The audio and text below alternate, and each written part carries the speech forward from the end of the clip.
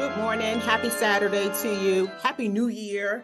We're 13 days in this already. I can't believe it. 13 days into the new year. So excited to see you guys. Especially on a nice Saturday morning, as Eso mentioned. My name is Tia. I'm with Samson Properties under the McIlwain Group, the Janell McIlwain Group, and we have a few of our team members here on our call today. We have Dawn Ferguson. Dawn, can you introduce yourself? Hi, everybody. I'm Dawn Ferguson, which Tia said. I am licensed in DC, Maryland, and Virginia. I'm excited to start this new year of the Real Estate Tabletalk. Can't wait to start working with you guys. Fantabulous. Carlton, hey there, my friend. How are you? We want to introduce yourself? Doing well. Hello, everyone. My name is Carlton Myers. I'm a member of the McIlwain team. Just happy to be a part of the team and looking forward to this table talk today. Excellent, excellent. Good to see you. And then we have Miss Janell McIlwain, the team lead.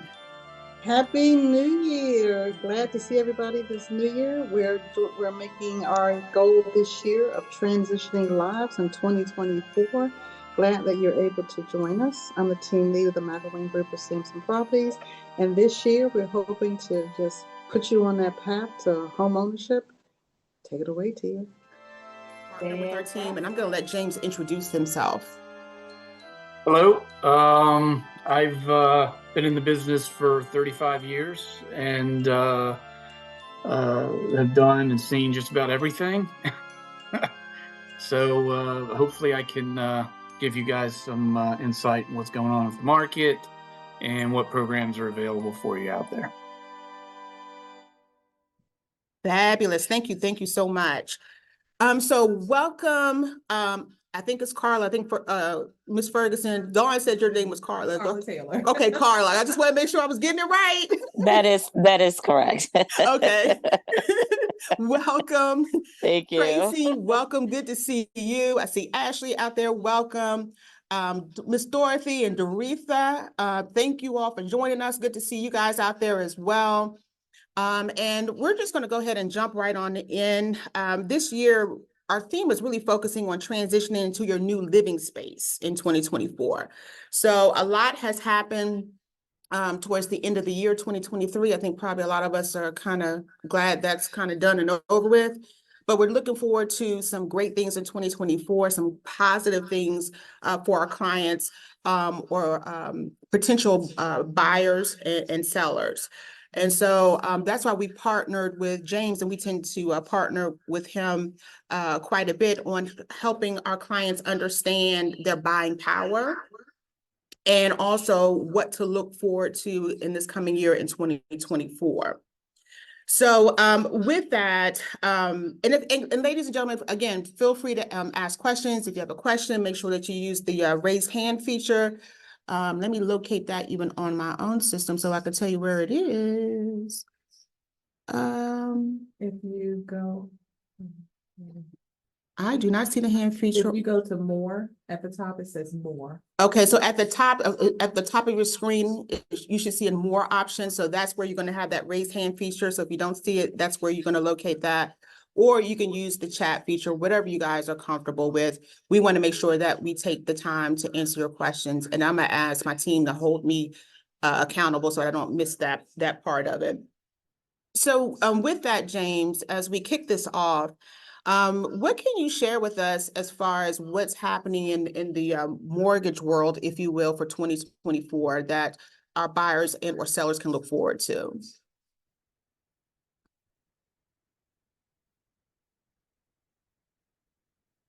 I think James is on mute. There you go. Sorry about that.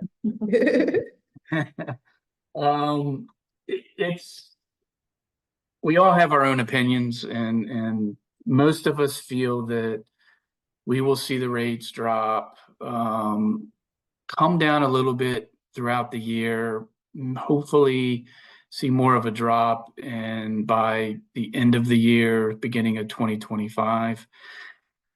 Crazy things happen during election years.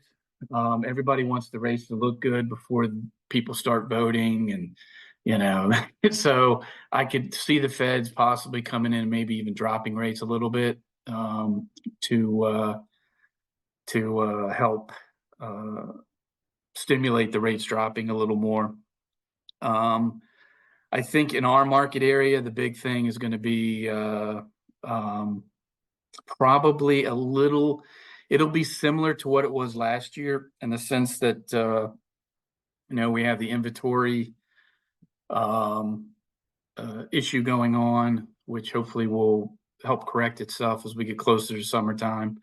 The big thing is that the economy is doing well. I know people kind of look at that and say, they're not feeling it. Let's just say that. But inflation is stubborn and will not come down to where they want it to be. So there's not many more cuts they can make to, bring that inflation down. And a lot of people think that we've probably had a soft landing instead of the recession that a lot of people were saying we were going to have, because the economy just won't stop chugging along. I think we'll see how it affects home buyers. I think we'll see some improvement in rates. I think you're going to see a lot of the down payment assistance programs come back, like they did last year. And, you've got HPAP that went all the way up to $200,000 in assistance. You had FHLB that went from $7,500 to $12,500. Ourselves, we have some down payment assistance programs. So you're seeing those programs giving more money because they know that the market is tight and that it's a competitive market. So, I think there's we'll see again an improvement in rates, and we already have compared to last year. We're probably in the low 6s, high 5 range right now, where last year we were in the 7 range. There's already been an improvement to rates. I think it's going to be a challenging market, but nothing that the McIlwain team can't handle. And we've got enough down payment assistance programs that, we can help bridge that gap for some of these home buyers. Good news is, too, one of our programs is now stretched out, taken up most of Prince George's County, and it's stretched out past Waldorf. So Charles County's become eligible. And Charles County has always been a challenge because the county just doesn't give any DPA, never has. It kind of piggybacks off the MMP programs. As far as the economy goes, I think we're going to see more opportunities for clients. When rates drop, people can afford more. So if you had given up last year, I would definitely reach out to your realtor and let them know you want to give this another shot. Let us re-qualify you because you probably qualify for more. In fact, I just did one for a client that was at 240, and we reran the numbers, and she's now qualified at 280. So that was 40 grand more. So, and it was all because of improvement in rates. So, don't give up. And, if you want to see where you're at right now, just let us know and we can check that out for you. So that's pretty much it. Fantastic. So we talked about, I guess, if you wanted the rates that you're speaking of for like new homeowners. What about in the refinancing world? Is this a good time to refinance? What are we looking at in that arena? How are we looking in that arena? I would not refinance right now if it's just and this is 35 years of doing it. There's many lenders that will, and these, clients will get letters every day about refinancing in the mail. Mm-hmm. Some lenders feel a quarter is worth it, a half is worth it. From my experience of doing this, I try not to refinance a client unless I can at least get them 1% better in rate. The cost of the refi, and you're dropping your rate 0.5%, you're not really getting any savings. So it is a confusing thing to try to figure out, because you'll get misinformation on the internet. Our beloved news rooms are always 3 or 4 days behind what's really going on in the market. So with our clients and, with the McIlwain team's clients, we put them in our computer system, and when the rates drop, we will send them an email when it's time to refi. That way they don't get caught, thinking they're getting a good deal and then realizing, wow, I just added $5,000 to my mortgage and I'm saving, $25 on my monthly payment.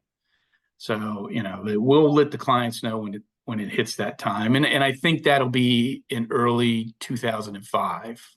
I think we will be back into those low 5 range, somewhere around there. Possibly even the high 4s. Fantastic. Okay, that's a great, because we do, of course, just Sorry. I did have, so James, thanks for telling us about the outlook for 2024, 2025. I guess what we're trying to do is also talk about the things that people should be starting to collect now, especially since they're starting to prepare for tax season. So what are the documents and things that you would need so that they can start their pre-approval with you as a lender? Excellent point. Some people will be getting refund. Do not run out and buy a Peloton. Put that money in the bank, and we can use that towards your down payment and closing costs. So when in the tax season, it gives you a chance to collect your W-2s and get everything together. Most lenders are going to want 2022, 2023 W-2s. Are going to want 1 year pay stubs, 2-month bank statements, a copy of your driver's license, so we know you really are who you say you are, and your 401k accounts.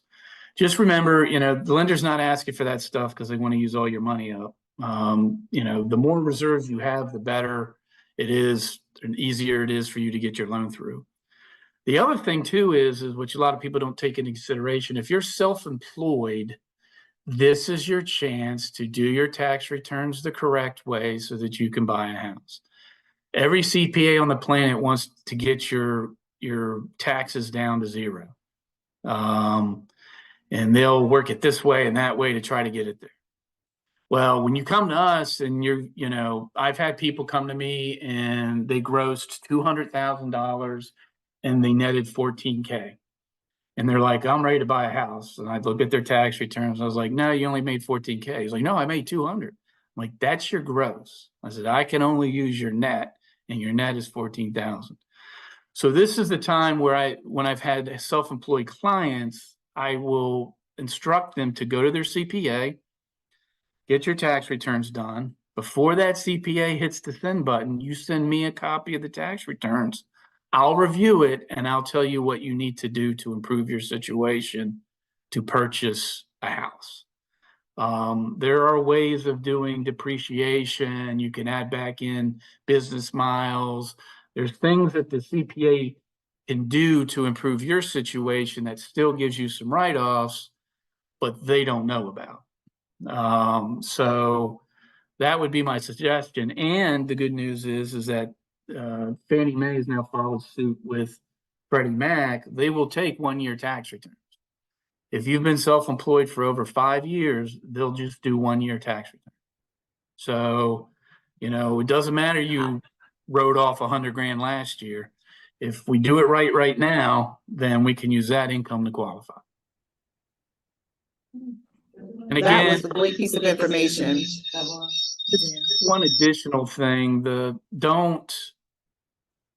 I'd say this all the time. Don't open any new accounts. Don't follow the advice of Google or whatever on the internet on how to improve your credit.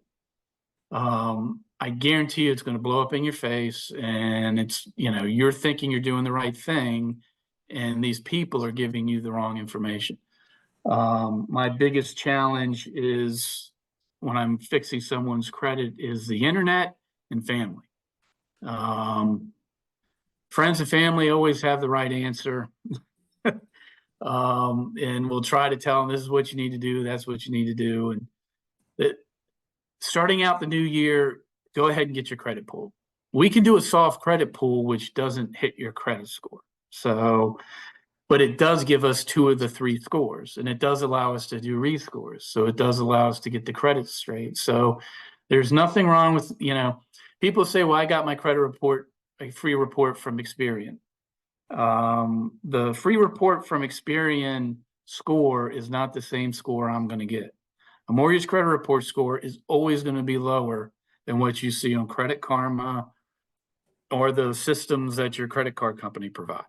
So always get a lender to pull it.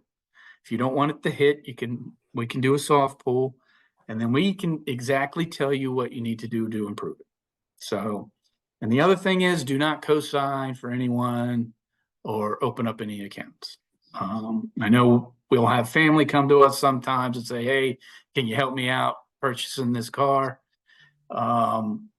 Once you co-sign on that car, I have to count it against you until your relative has made 12 months payments. So that's for 12 months, you're not going to be able to do anything. And if they don't make the payment, they're coming after you. I love my family to death, but if they need me to co-sign for them on a car, then they shouldn't be buying that car.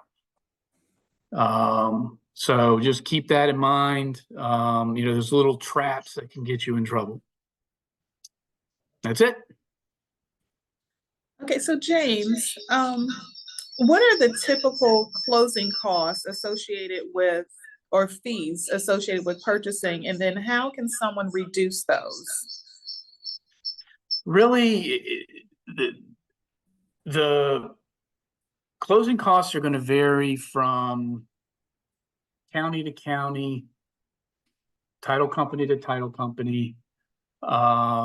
It's like transfer taxes in PG County are not going to be the same as, say, Washington County, and vice versa. Property taxes in Charles County aren't going to be the same as Prince George's County. So, certain areas charge more, other areas don't. Certain title companies charge more, certain don't. Again, it's you pay for what you get. You could find cheap title fees on with some of these title companies, but that's the service you're going to get. So, again, you're buying a house, not a toaster. So when you're doing that, you want the A team, not the C team. Right. So you want to make sure that, everybody that's working for you knows what they're doing. And that includes the title company too. So ways. Oh, go ahead. No, I was going to say, so is there a percentage? So they need to think 6%, or just as a general rule, so people know how much they should be trying to save. That's a good point. It's good. Again, that's going to vary from county to county because the transfer taxes are different. But if for a rule of thumb, I always tell people 4.5% for closing costs, 3% for your down payment, and that's the total cash you would need into the deal. And we would minus out any of the grants and stuff that we could get them from that. Okay, great. Trying to think if there's that's about it.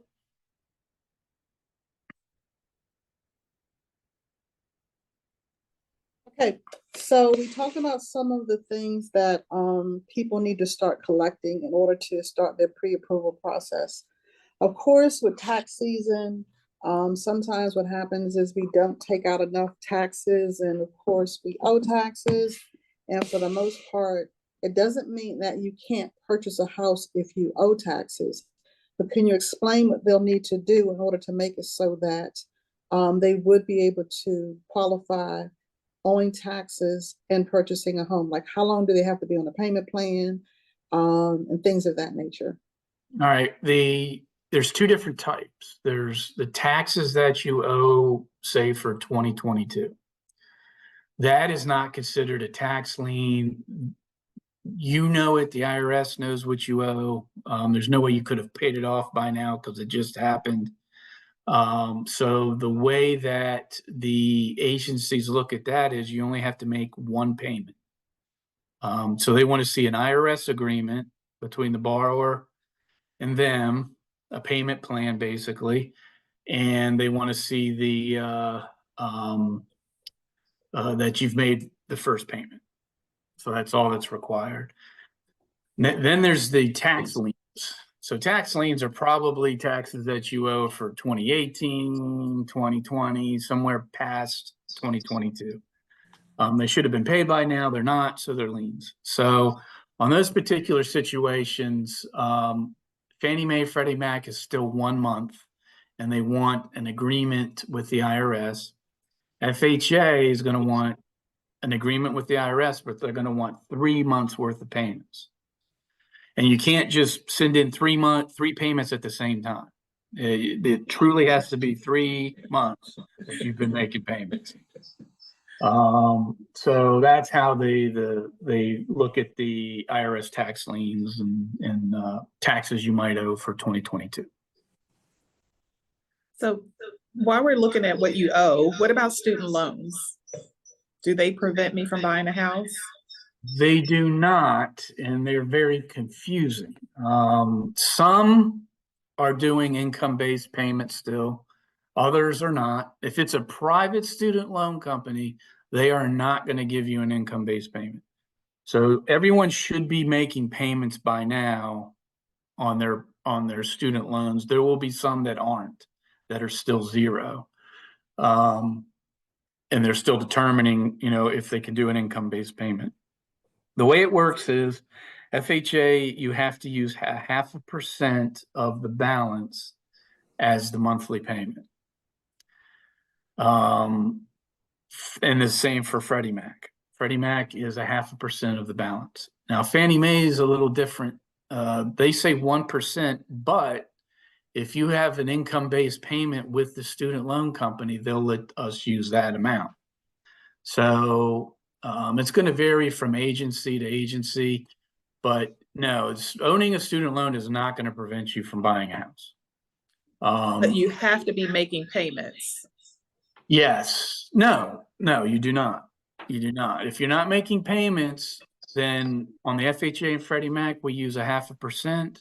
And on the Fannie Mae, it's 1% of the balances. So you can buy a house without payments. What we try to do is if we got somebody making a large payment, and we see their income, the first thing we're going to ask them is, have you asked for, an income-based payment? Some of them will say, what is that? Because the student loan company's not, won't offer out that information unless you ask. So we'll try to see if we can get the payments down to help them qualify for more. But no, owning a student loan is not going to prevent you from buying a house. I have another question. Because you were talking about the FHA conventional things of that nature. Can you break it down so people get a better understanding, like for FHA, the down payment, conventional thing, so they get an ideal of like the different types of loans for the FHA and conventional and what makes the difference in them? Yep. FHA is part of HUD. They are a federal agency. They require 3.5% down. Their debt to income ratios are really determined by the automated underwriting system that everybody's files get run through. So that will determine how high they can go in a purchase price. But for FHA, it's 3.5% down. There is monthly MI for life of the loan. The conventional, you have two options. You have Fannie Mae, Freddie Mac. They offer a 3% down option, which is majority of what we use. The monthly MI on both of those end once you get to an 80% LTV. And they also have to be run through an automated underwriting system to get an approval. The FHA is usually more relaxed on credit and debt to income ratios compared to conventional. But conventional has gotten better. Last year, they'll go up to a 50 DTI now, which is a debt to income ratio. So that's when we take your monthly payment and divide it by the mortgage payment and the gross in your monthly debts. Has to be around 50%. There's also VA. Veterans get 0 down, no monthly MI. And then you out your way, you do have USDA houses. USDA is only for certain areas. That is 0 down and a low monthly MI.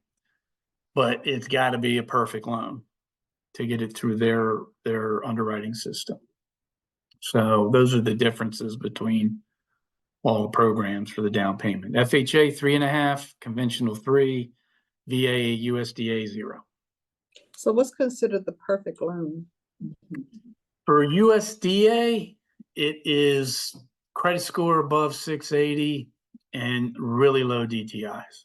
It literally wants a front at 31 and it wants a back of 43, which is hard to get to in this market because of where the rates are at. So, you know, if you've got to stay around there, and they also have a max income limit too. So you're kind of caught in the middle of those two things. Your income can't be this high and your DTIs can't be that high.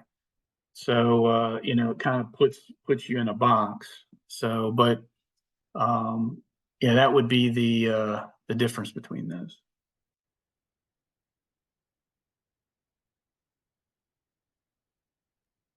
So quick question about USDA. Does the USDA loan include your closing assistance? It does not. It does not. Yeah, you still, even on a VA too, you still have to pay your own closing costs. Okay. You can use down payment assistance programs to try to cover that. But the both of those programs do require the borrower to pay the closing cost, or if you can convince the seller to pay, they can cover it also. Gotcha. And for those who are on this call too, just keep in mind, as I think James mentioned, the homes have to qualify for USDA. So there is a site that you can go to where you can put in the address of the property that you're considering. And then it'll let you know if it falls into, or if it qualifies for USDA funding. And it's really weird because like certain areas of Upper Marlboro are covered. I think up to Marlton.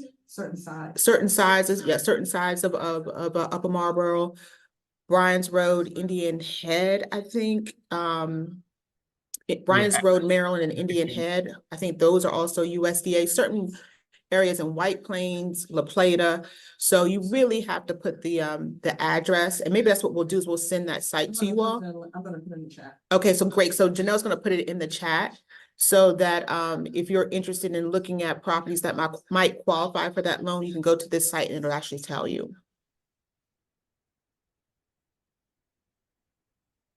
All right. So James, as we think about eco-friendly types of homes or purchases, are there any special programs for those types of homes? FHA has energy efficient type programs for it. Conventional's got credits towards that. VA, not really. USDA, not really. I think, well, USDA does have some programs available for that. And also, just to throw it out there, the FHA and VA do offer construction perm loans too, which a lot of people don't know. And you can actually do a brand new construction through FHA with 3.5% down and only need a 640 score and back ratio of 50%. So I know out your guys' way, you've got land out there. The VA is 0 down on a construction permit. So that might be an option for some people too, because the market's so tight and it's hard to find houses. You could actually purchase a lot, build the house that you want on it, only have to put 3.5% down, and and get into a new construction home. So speaking of new construction homes, that's a great call out. At what point, we talk about new construction to perm, at what point did it move? What's happening when a new construction phase of that loan, and then when it's completed, if my question makes sense? Like, at what point does it transfer over to a permanent loan? Yeah, once the construction is finished. So the first phase, before we even close, we want to know, A, is this lot even going to perk? Because we don't want to buy a house and we start building and they come to drill the well and they're like, you got a problem. So there's certain things that we get done up front to make sure that we're not going to have those kind of issues when the time comes. So all that stuff is done up front. As and once it closes, those funds get put into what's called an escrow account, and then the builder starts the work. We usually give the builder 10% up front to buy materials. After that, it's up to him to fund the project. They will call us when they're ready for what's called a draw. So the inspector will go out, he'll check and see what work's been done, and he will also, get the borrower and the contractor to sign and agree that everybody's on the same page, that, this work has been finished. He'll also ask for inspection reports, like show me where the county came out and signed off on the electrical or the septic. So, throughout the process, the counties are doing their inspections, we're doing ours.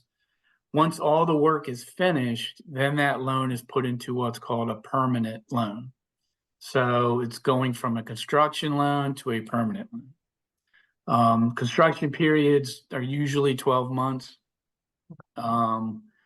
It's as soon as we've verified that everything is finished, Mr. Borrower, are you happy? Mr. Contractor, are you paid? Yes. All right, we're closing this thing out, and we're going to put you in your permanent loan. At that point, the borrower can refinance into a conventional loan if they want, or they can refinance FHA. So it just becomes a regular loan at that point, and they get the same benefits that they would if they had just purchased a regular house. So they can refi whenever they want. Excellent. I'm glad you brought that up, because I don't know if a lot of folks understand that process. A lot of times when they're going to new construction, they end up using the builder's lender. If you're doing, I guess, maybe more so custom building, you have a little bit more options, I would assume, with lenders when you're thinking about new construction. I had another question for you, and oh my goodness, it was on the top of my head. You said something and it prompted a question. Oh my goodness, that's age. Oh man, it was at the tip of my tongue. Hopefully it'll come back to me. Let me do a quick pause here. For the folks who are joining us today, are there any questions out there or anything that needs clarity? You guys are quiet. Just want to make sure you're good. If you have any questions, feel free. Not yet for me. I'm sorry, say that again, Carla. Not yet for me. No questions just yet. Thank you. Fantastic. Anyone else? No? Well, let's jump into, James, I know you said that your bank offers a lot of different down payment assistance programs, and maybe this would be a great time to highlight some of them that have been beneficial to a lot of your clients that are looking to purchase. So Yeah. let's just talk about some of those that you have going on. Okay. As a bank, we have to meet certain what's called it's called the Community Reinvestment Act. So as a bank, we have to lend a certain amount of money into the communities that we service, with assistance, down payment assistance monies, things like that. So we've come up with 2 programs, and we partnered with one of the major housing agencies, conventional, to do a joint venture with them. They're both conventional programs.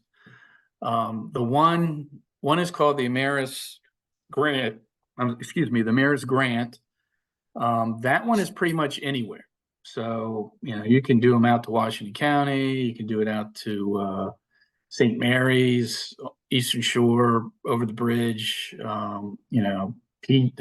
Maryland, DC, and Virginia.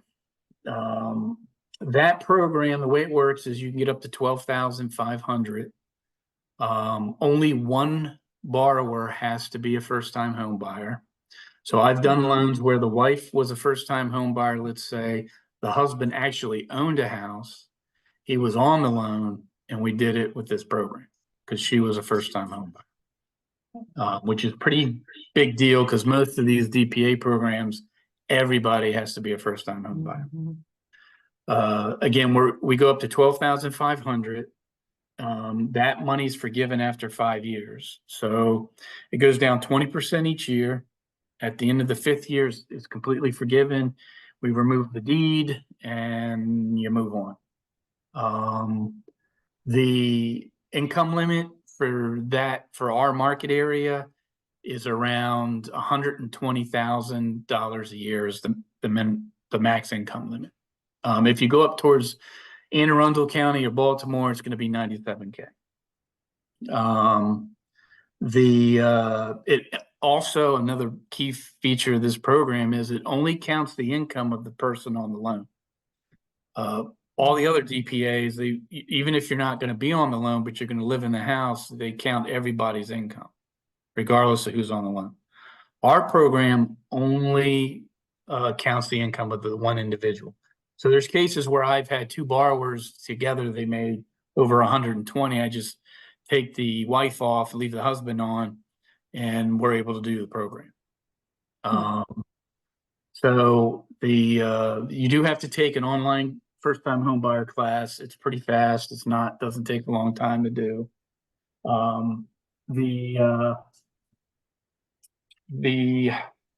one is called the Ameris DPA grant.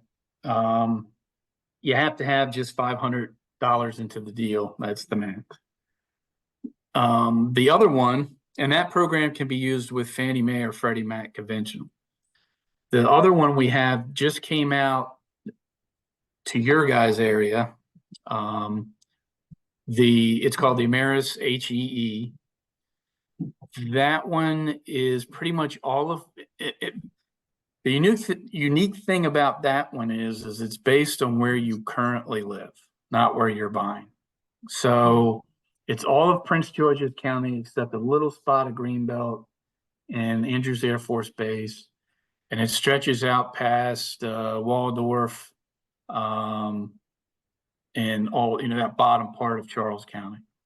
So if you live in any of those areas and you make $400,000, you could still use the program because there's no income limit on that program. Wow, that's great. Yeah, and again, only one borrower has to be a first-time home buyer. So I'm doing a loan right now for a guy that's buying a house for $750,000. Their combined income was like $437,000.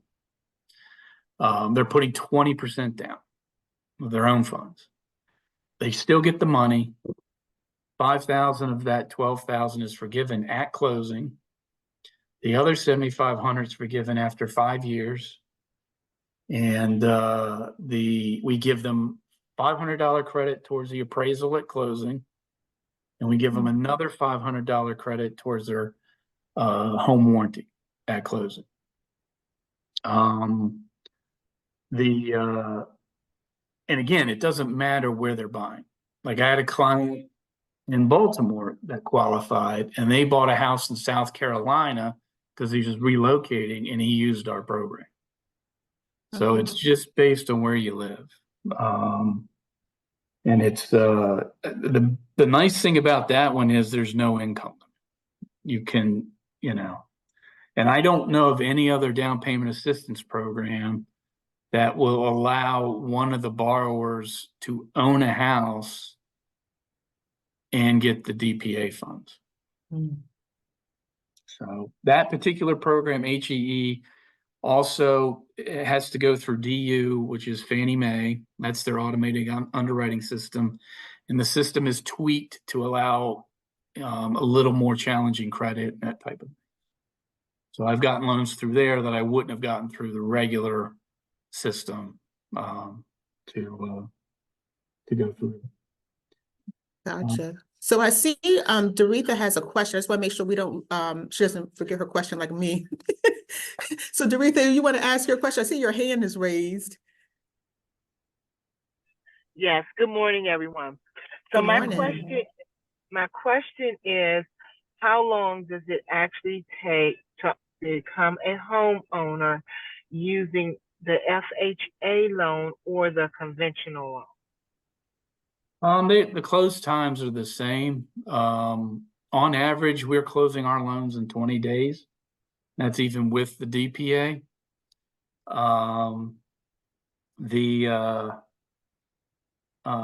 So I would say they're the same. Our FHAs and our conventionals close anywhere from 20 to 25 days. Normally, we're ready to close before the actual closing date, so the borrower could move the settlement up if they want. And the reason it's only 20 to 25 days is because we're doing all the homework up front. We're collecting all the borrower's information up front. We're running scenarios, what ifs, this could come and bite us in the rear. We need to cover that now, figure out an issue or a solution to that. So hopefully we've done all our homework, and that's why it only takes 20 days to 25 days to close. The good thing about James's team is, we have clients that come from all over the spectrum. And we just had one, I want to say, back in December. And in the midst of everything, some traumatic things happened in that case. But because his team was proactive in seeing things ahead and working with us, we were actually able to not only get her in her home, and we were able to close on time.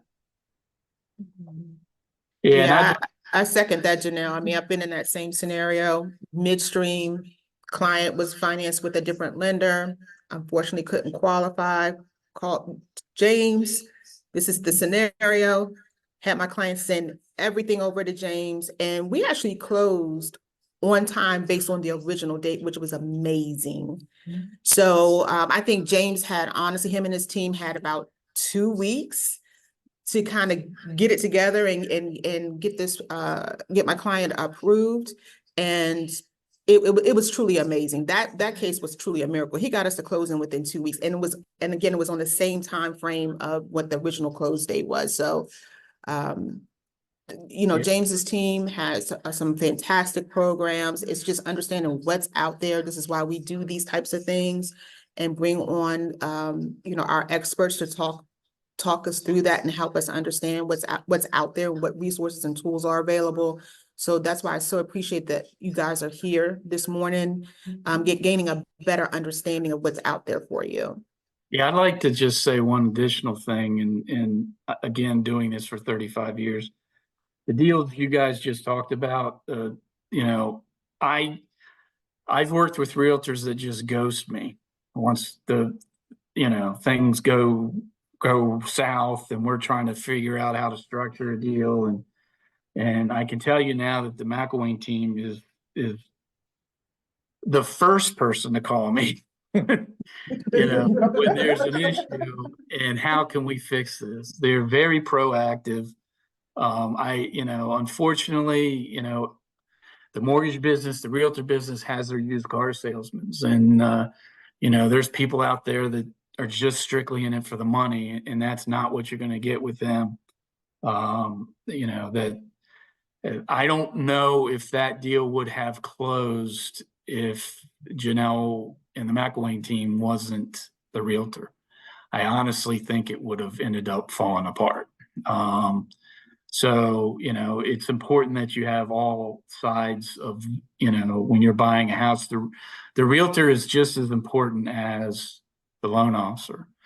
And you want someone that's going to be around when things go south, because sometimes that just happens. So. Fantastic. We appreciate the support. Like I say, it's a team effort. And the great thing about our team is that, you know, we care about the person. It's not about the money, it's about the person. And it's about us trying to help you reach your goals. And as long as you in it for the fight, we in it for the fight. Mm-hmm.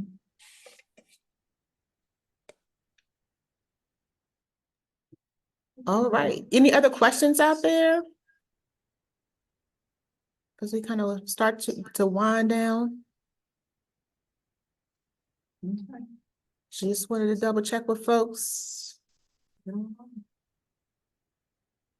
All right. Well, James, we so appreciate you as always. Always learn something new. And so we do appreciate you taking the time to spend it with us this morning. To the folks who are joining us, we thank you as well. We hope that you've learned a lot from today's session. And I think we'll have this on our website so that if you want to go back and visit this recording or this session, you can do that. If you have questions, even whether you're in the market to buy or sell now or not, if you just simply have questions, reach out to one of us. We're more than happy to help you. We also are more than excited to kind of put you in touch with James and his team if there's some lending questions that you have. You know, it's definitely a journey, but when, like Janell said, when you have a team who's really about making sure that our clients understand the process and helping them through it, and then even helping them through sometimes the little bumps in the road and getting them through that, that's really, really important to us. So again, we thank you. We're going to give you back some of your morning here. Looks like it's about 11:50, so we're going to give you back about 10 minutes. Not sure what's happening with the weather. Yeah, the wind is whipping out here. We're in Waldorf, so I'm not sure where everybody's sitting right now, but the wind is whipping out here. But thanks again. We so appreciate you. Have a fantastic rest of your weekend.